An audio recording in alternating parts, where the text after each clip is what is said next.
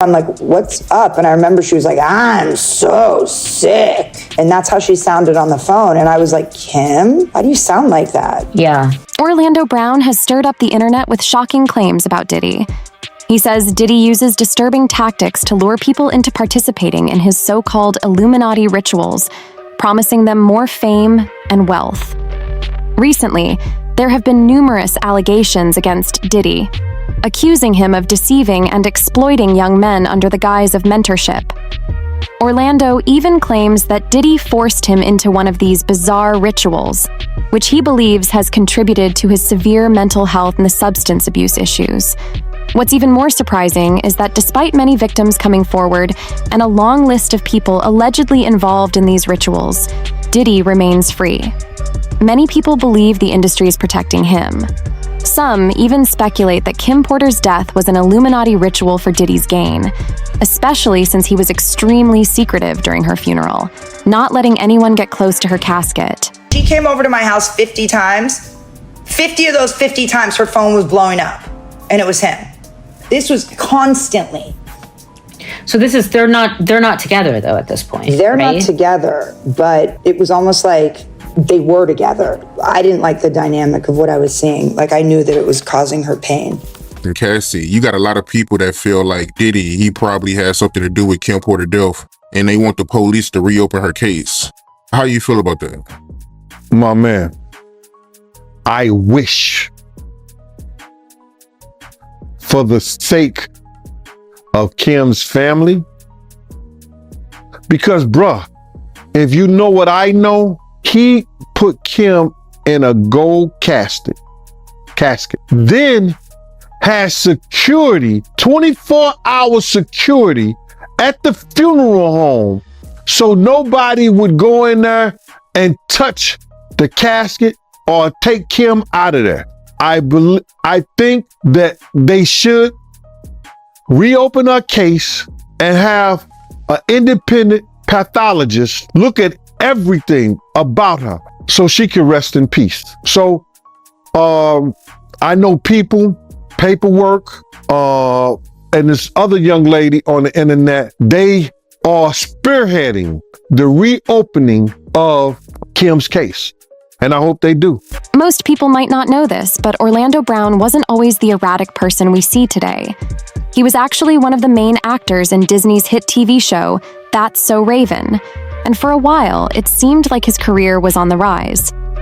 However, after the show ended in 2007, his mental health started to deteriorate quickly.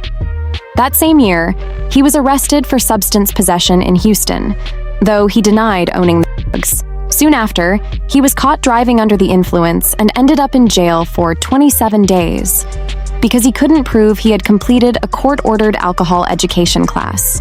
Things got even worse when a disturbing audio recording surfaced, in which he was heard threatening a woman and her entire family. Your mama, your daughter, and In 2016, Orlando Brown went to rehab, but unfortunately relapsed and was arrested again in 2018. People began to speculate that his struggles might be due to being forced into some Illuminati activities in the industry.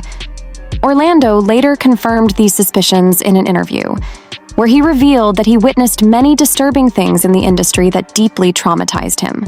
Things that will make you buckle, bro.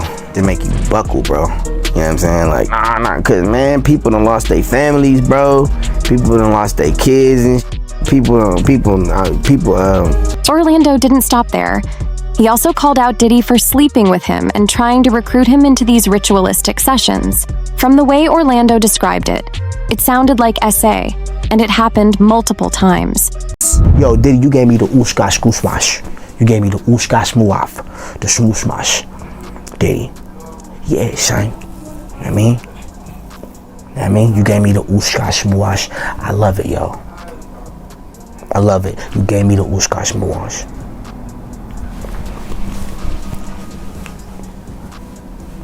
and That ooshka smuash. You know what I'm talking about, Diddy?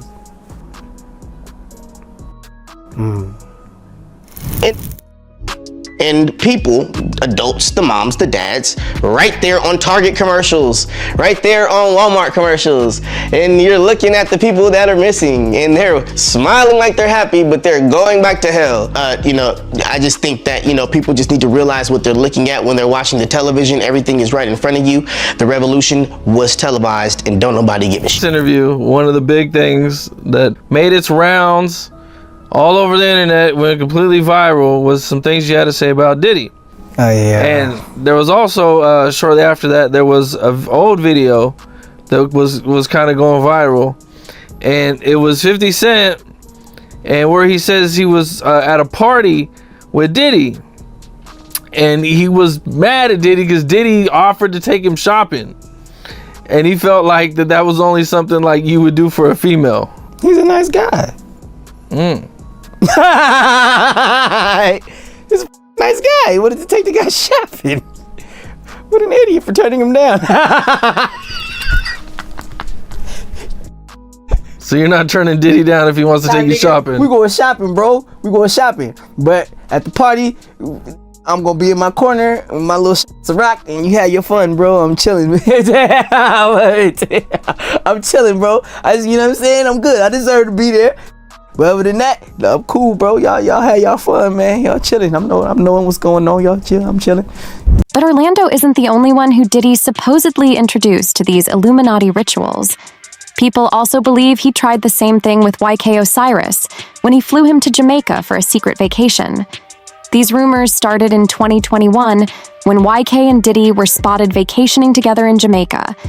YK even reposted a very seductive photo of Diddy shirtless in the pool on his Instagram with prayer hand emojis, almost as if he was worshiping Diddy and showing gratitude. Later, YK posted a photo of himself getting a massage while laying naked, captioned, "Listening to that Diddy eating good fruit in the beautiful weather." He also shared, then deleted, a photo of himself seductively leaning in to eat a bunch of fruits, which people think was taken by Diddy. Many believe this was some kind of initiation ritual that Diddy flew him out for, and that some form of intimacy occurred between them on this trip. If true, it could explain why YK would post about Diddy with those prayer hand emojis. The Illuminati is supposed to boost the careers of its members, so YK Osiris was likely thanking Diddy for introducing him to that world. Another person suspected of being initiated into this mess by Diddy and Will Smith is Brysher Gray. Brysher was initially discovered by talent manager Charlie Mack, who then became his manager. Charlie pulled some strings to get Brysher an audition for the role of Hakeem on Empire, which launched his career. Charlie later introduced Brysher to Will Smith to mentor him into becoming a big Hollywood star.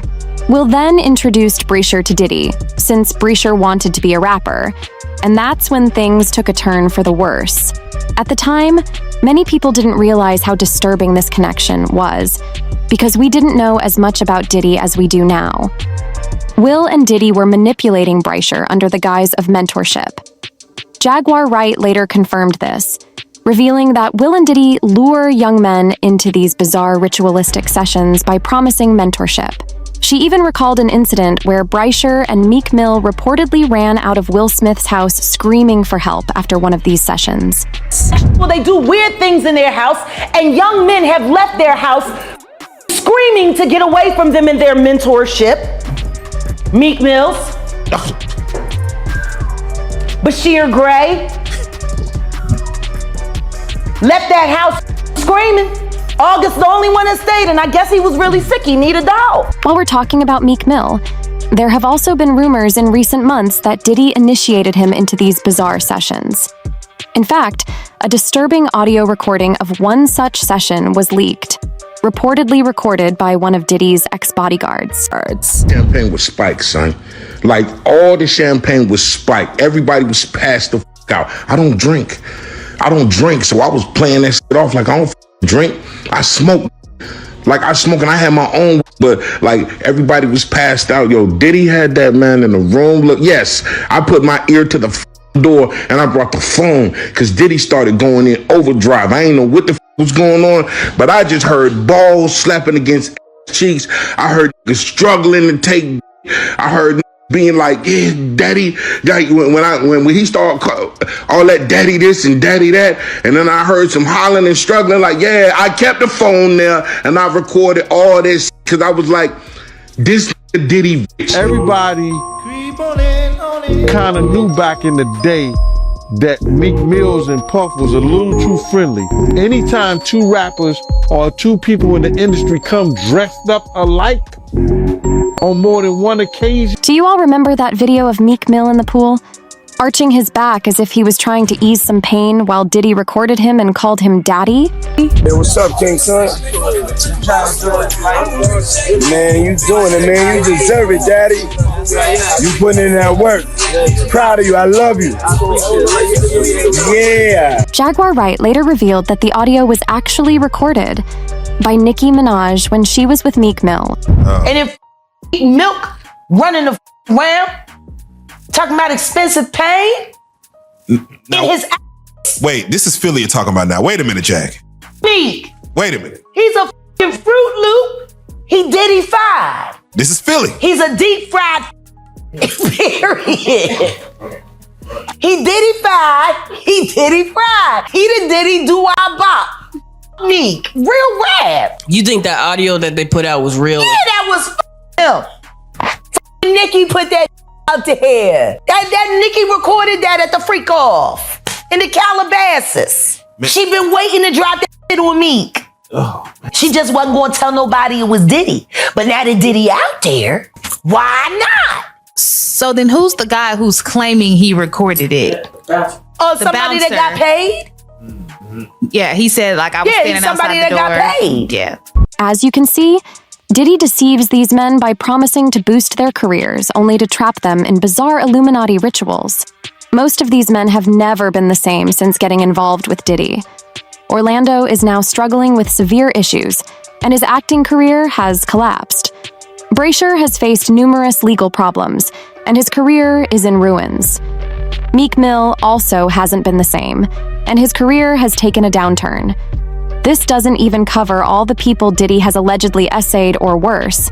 There have been claims indicating that besides allegedly exploiting these young men, Diddy may have also been involved in the death of his late partner, Kim Porter, along with others who started their careers alongside him. When Kim passed away, it was initially reported as pneumonia, but many doubted this, particularly due to conflicting findings in the autopsy report by the coroner at the time, Ed Winter. Winter suggested Kim might have been because of toxins found in her body, indicating possible poisoning. However, before he could proceed with the investigation, he was removed from the case and later died under mysterious circumstances. Recently, one of Kim's close friends, Sahara, added fuel to the speculation by implying that Kim's death could have been a sacrifice, given Diddy's alleged involvement in dark spiritual practices, and Kim being portrayed as a source of light in his life. Stuff after she transitioned, a lot of stuff came to light that almost I feel like she was kind of hiding in a way. He was a bad dude, you know? He was a bad dude. And the thing is that Kim was ride or die for him. He offered her $1 million once, like he could feel that she was disconnecting from him. And he like called her like crying, hysterical, please, I can't, don't Kim, I'll give you $1 million. I'll give you $1 million. But she should have just gotten that money. But she never did. She told me that she didn't like his scent. But on the other hand, she loved him. But she said, he's not the same person he used to be. So like he changed. Because it was all about what kind of place is Puff in. Like, is he in the light or is he in the dark? Like that was basically like the constant, like, oh yeah, he's back to normal. He's back to himself. When Diddy began dating Cassie and showcasing their relationship, Sahara claimed that Kim confided in her, expressing pity for Cassie because she didn't realize the ordeal she was about to face. Sahara even boldly accused Diddy of using Kim as a sacrifice to appease the demons he allegedly worships. She calls me that day. She's like, I can't go. I'm like, why? She's like, Puff called. Like, he wants me to go to the Turks and Caicos. And she's like, I gotta go. And I was like, okay. But what was weird is that something about her was kind of off. Like, so he's good, but suddenly she's not, you know? Right. And then it was his 50th birthday, and we were supposed to go to the party together. And she had like called me 3 times being like, you're coming, right? And I'm like, I'm coming. And then the day of the party, she never called me. And I was like, that's weird. And then I called her and she's like, the girls came in town. And I was like, okay. So that's kind of weird. And then I remember seeing pictures of her at the party and I'm like, yo, this like doesn't even look like her. Like something's weird. And then through a few days later, she's really sick. And she's like, oh man, I have this like crazy flu. And I called her, I'm like, what's up? And I remember she was like, I'm so sick. And that's how she sounded on the phone. And I was like, Kim, why do you sound like that? Yeah. Like, this was somebody that would be like, she was like, her voice had a melody. She'd be like, hey, hey, hey. And like, she sounded like this like guttural, weird sound. And I was like, are you okay? Like, what's going on? And so then I remember I texted her, I don't know, the next day, and I'm like, Kim, are you okay? And she goes, Kimberly down, is what she wrote in the text message. Yeah. It was like weird. And then the next day she was gone. Oh my God, seriously? Whoa. So honestly, I mean, Vanessa, what I thought it was like, this is like a spiritual death. Like some shit went down. Like I felt like whatever weird shit was in him was in her. I mean, I'm telling you, his energy was so dark during like the funeral and all that. I couldn't even say hello. As usual, people had varied opinions on the matter. One individual mentioned there were 2 autopsies conducted on Kim. One coroner ruled it one way, and the doctor who later died in a car accident mysteriously, and the second one ruled it as pneumonia. Another person stated, I don't care what anybody says, Sean P. Diddy Combs sacrificed Christopher Wallace and Kim Porter as a blood sacrifice. He's a and an Illuminati puppet. Now, I'm curious to hear your thoughts. What do you think about Diddy being exposed for allegedly sacrificing people for fame? Do you believe his victims will ever recover from what they've been through? Share your thoughts in the comments below. And don't forget to click here to watch another intriguing video.